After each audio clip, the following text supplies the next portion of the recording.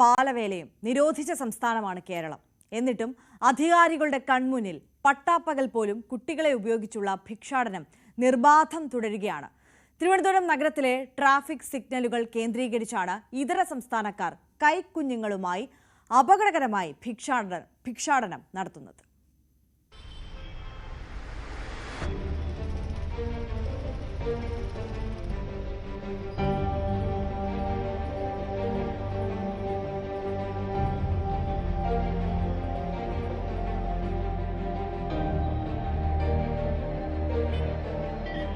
തിരുവനന്തപുരം ചാക്ക traffic സിഗ്നലിൽ നിന്നുള്ള ദൃശ്യങ്ങളാണിവ. 2 വയസ്സിൽ താഴെയുള്ള കുഞ്ഞുങ്ങൾ പൊരിവെയിലും പെരുമഴയിലും കുട്ടികളെയും കൊണ്ട് ഭിക്ഷാടനം നടത്തുകയാണ് ഈ സ്ത്രീകൾ.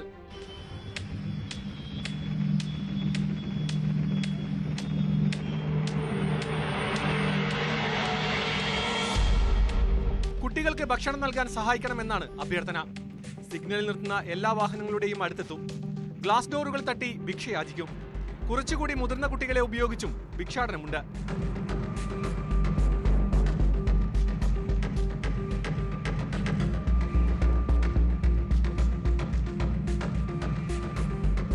കുട്ടികളെ ഉപയോഗിച്ചുകൊണ്ടുള്ള ഭിക്ഷാടനം സംസ്ഥാനത്ത് നിയമം മൂലം നിരോധിച്ചിട്ടുള്ളതാണ്. ബാലനീതി നിയമം സെക്ഷൻ 75, 76 എന്നിവ പ്രകാരം ബാലഭിക്ഷാടനം ശിക്ഷാർഹവുമാണ്. ഈ നിയമങ്ങളൊക്കെ കാറ്റിൽ പറത്തിയാണ് നഗരത്തിലെ ഭിക്ഷാടനം.